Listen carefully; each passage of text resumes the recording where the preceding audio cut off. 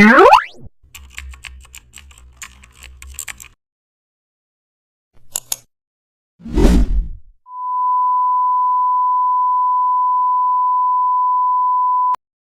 back to the channel. Don't forget to like, share and subscribe for more updates. Today we are designing a spiral light effect around an object using stroke path. Start by selecting the pen tool and drawing a spiral path across the object. Pick a soft, bright brush to create the glowing line. Set brush spacing low for a smooth light motion. Right click the path and choose stroke path.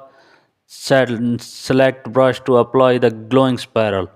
Duplicate the spiral layer to intensify the glow and also add a color outer glow from the layer style. Change the blending mode to the screen for brighter highlights. Adjust opacity to find the perfect glow level and also add blur for soften the light even more.